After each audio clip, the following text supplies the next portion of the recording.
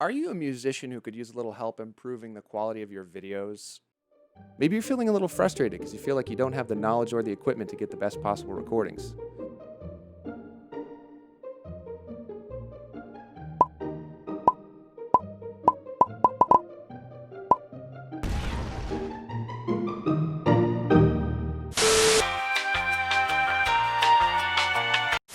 Well, fortunately, there's some really easy ways to level up your video quality without the need for a lot of expensive equipment. I'm Staff Sergeant Jamie Parker, trombonist and non-commissioned officer in charge of productions for the United States Air Force Band of the West. And I'd like to welcome you to the second video in our Home Recording for Musicians series.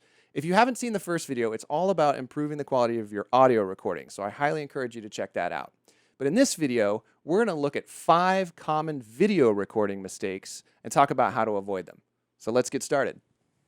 Mistake number 1, your lighting is bad.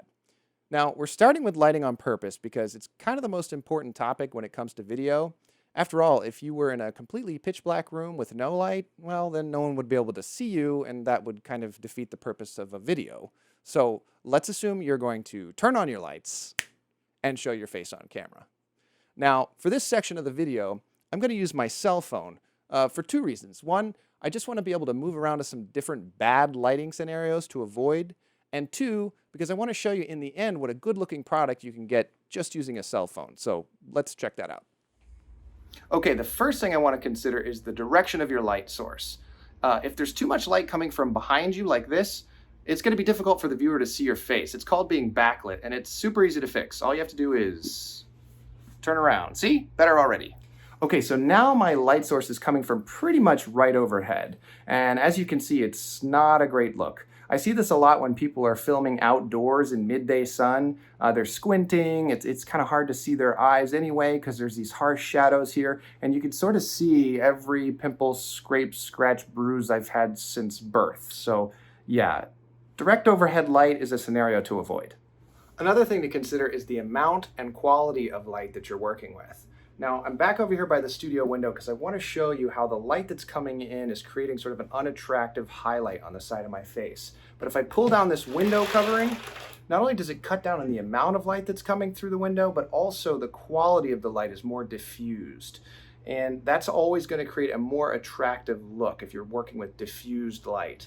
Now, another nice hack to get some diffused light is to use a floor lamp, because it's going to bounce light off of your floors and ceilings and create some diffused light. Another way to get some diffused light is to pick up a couple of these shop lamps. They're very cheap at your local hardware store, and you can point them at your walls and ceilings and again get that diffused, more flattering light. So the moral of the story here is too much light, bad; harsh light, direct light, bad; and diffused light, good. Okay, before I move on, as promised, I wanted to show you what you can get just using a cell phone and some decent lighting. So this is the same exact cell phone I was just using. It's not a fancy camera or anything, but I think it looks pretty professional if you ask me. Yeah, time for the next tip. Mistake number 2, your camera angle is bad. So there are a lot of choices you can make when it comes to camera angles. You can get really creative and artistic if you want. But if you're new to this, you probably just want to choose a simple and flattering camera angle to work with. And I have a general rule of thumb to share with you. But before I get to that, I'd like us to take a look at some still photos so we can examine some common mistakes. Come take a look. So in this photo, the camera has been placed beneath the subject. Notice what this does to the image itself. His upper torso, his arms, and the instrument itself are so much larger than his face. Also, it's not such a flattering angle because it's kind of coming from underneath, and that emphasizes the chin, which is not a good look, and the instrument and hands are partially obscuring the face. Now, my dad's a professional photographer, and he always used to tell me, show people's faces in your photos because that's what connects with people the most. So you want to choose an angle that shows your face a little more prominently than this one. So in this next photo, we're definitely moving in the right direction because it's easier to see the player's face, but we still have a couple of problems. Once again, the instrument is so much larger in this photo than the player's face that it's a little bit distracting. And also, if you notice, the camera is directly in front of the player's face. And that's not always bad, but in this case, it's creating a very two-dimensional sort of flat look. So I would definitely recommend moving the camera off to the left to de-emphasize the bell of the instrument and emphasize the face instead. Now we're starting to get somewhere. Notice that the camera has been placed a little further away from the player, which is helping to de-emphasize the size of the instrument. And it's also off to the side a little bit, which gets rid of that two-dimensional flat look that you get when you shoot from dead on in front of the player. Now we have a little bit more dimension to this photo. If I were going to offer one suggestion to improve this angle, I would say move the camera a little bit higher so it's just above eye level. This is the general rule of thumb that I referred to earlier. Generally, placing the camera slightly above the subject's eye level will yield the most flattering results, so it's a good place to start. Before we leave the topic of camera angles, I want to encourage you to pick up a tripod if you don't already own one.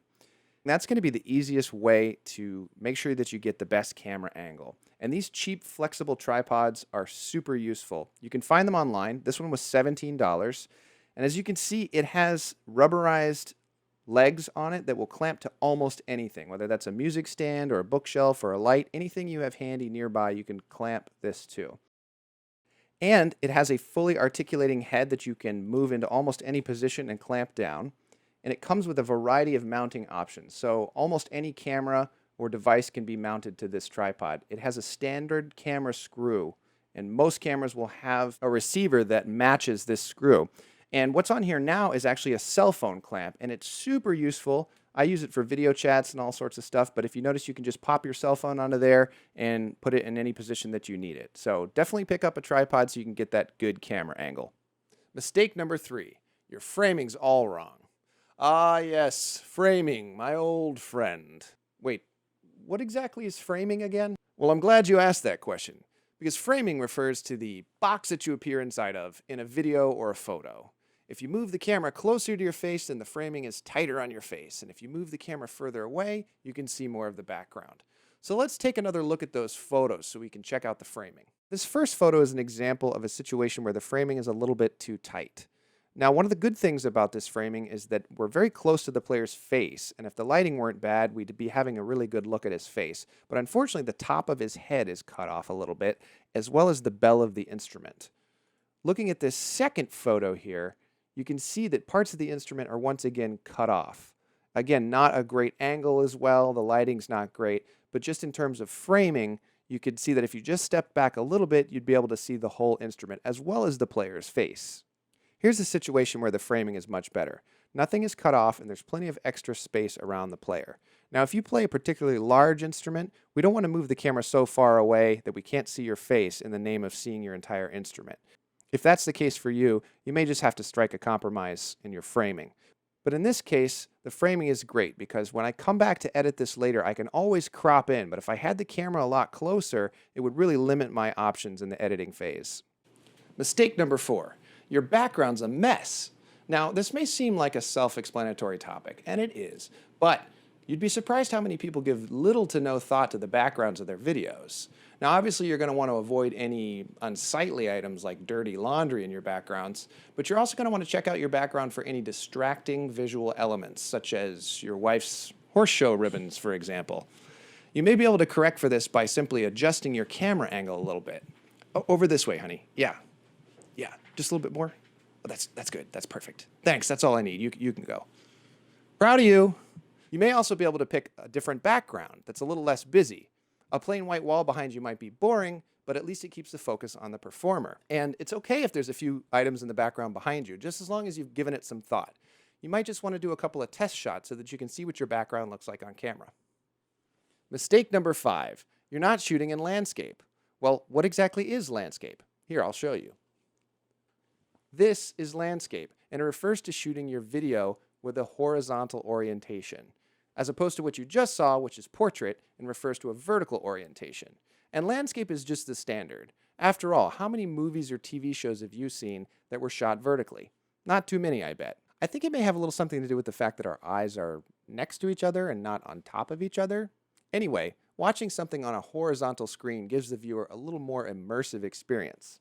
Now, with the advent of smartphones, this has become something of a contested issue because it's easier to hold a cell phone vertically. That's why we've even seen some recent social media apps that all the kids are using, like the Snapchats and the TikToks, that are oriented exclusively in vertical or portrait format. So there's no hard and fast rule that says you must use landscape mode, but if you're going to use portrait mode, You should probably have a good reason for doing so, and you should probably make sure that everyone that you might be working with is on the same page about which orientation to use. All right, so that's our 5 common video recording mistakes and how to fix them. We've got more videos in this series in the works, and we're constantly releasing musical content, so make sure to smash that subscribe button. And if you enjoyed this video, click the like button and leave us a comment.